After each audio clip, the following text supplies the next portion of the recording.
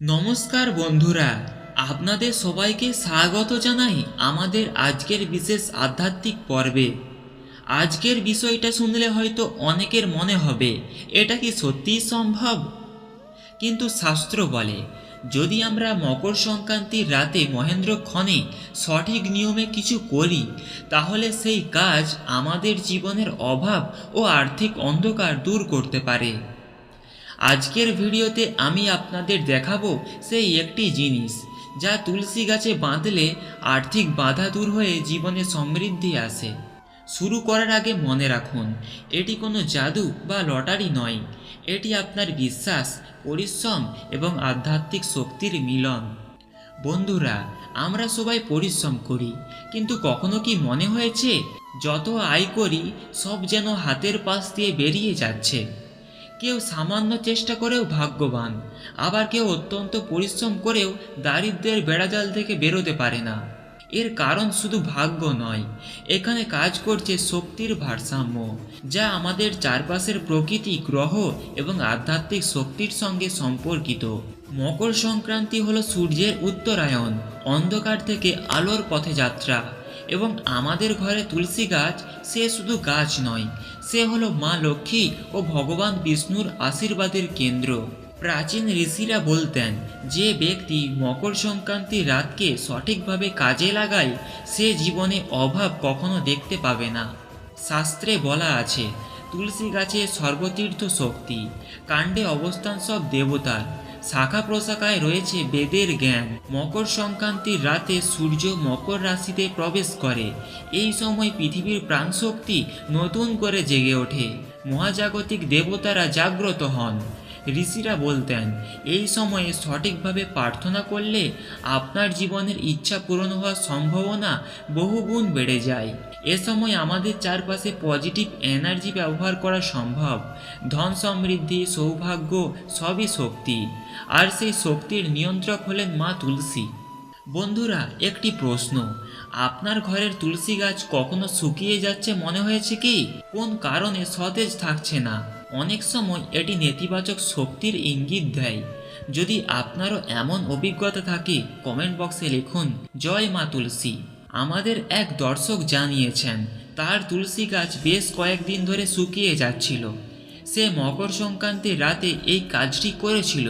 2 সপ্তাহের মধ্যে শুধু তুলসী গাছই সতেজ হয়নি, তার ব্যবসায় আর্থিক বাধাও দূর হয়ে নতুন সুযোগ খুলেছে। বিশ্বাসী শক্তির মূল। এই কাজটি করার আগে মনে রাখবেন, লোভ বা স্বার্থে করলে ফল পাওয়া কঠিন। মনোভাব গুরুত্বপূর্ণ। আপনাকে ভাবতে হবে, আমি মা লক্ষ্মী এবং মহাজাগতিক শক্তির কাছে আমার অভাব জানাচ্ছি এবং কৃতজ্ঞতা প্রকাশ করাচ্ছি। মকর সংক্রান্তির রাতে স্নান করে পরিষ্কার কাপড় পরুন, ঘর পরিষ্কার রাখুন, তুলসী তলায় একটি ঘিয়ের প্রদীপ জ্বালান।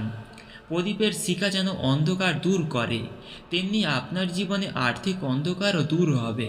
চোখ বন্ধ করুন, ধীরে ধীরে 5 বার শ্বাস নিন, মনে বলুন, আমি শান্তি, আমি সমৃদ্ধ, আমি প্রাপ্য। এবার আসি মূল বিষয়টিতে। যে জিনিসটি তুলসী গাছে বাঁধেন সেটা হলো একটি হলুদ সুতো, এক টুকরো কাঁচা হলুদ। কেন হলুদ? হলুদ হলো দেবগুরু বৃহস্পতির প্রতীক, যা ধন, জ্ঞান এবং সৌভাগ্যের কারক। তুলসী হলো মা লক্ষ্মীর রূপ। যখন এই দুটি একত্র হবে আপনার জীবন ধনপ্রবাহ স্বয়ংক্রিয়ভাবে বৃদ্ধি পাবে।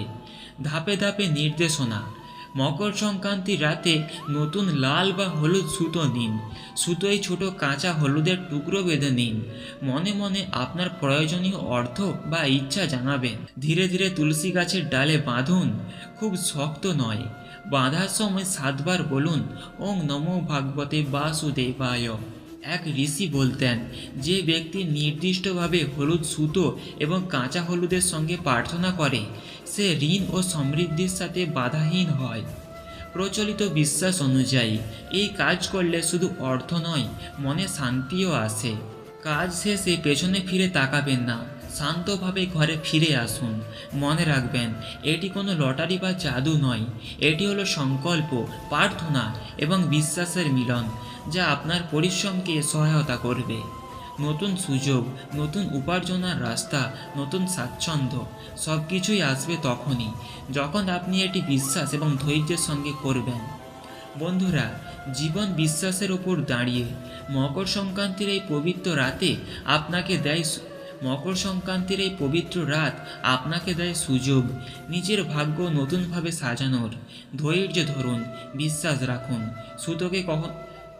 সুতোকে সেখানে থাকতে দিন।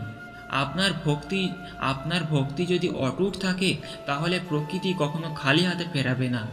আপনার জীবনে সমৃদ্ধি আসুক, আপনি অভাবমুক্ত হন, এটাই আমার প্রার্থনা। ভিডিওটি ভালো লাগলে শেয়ার করুন, লাইক করুন, চ্যানেলটি সাবস্ক্রাইব করুন। আপনার কোনো প্রশ্ন থাকলে কমেন্টে লিখুন। ভালো থাকুন, সুস্থ থাকুন। জয় মা তুলসী। শুভ মকর সংক্রান্তি।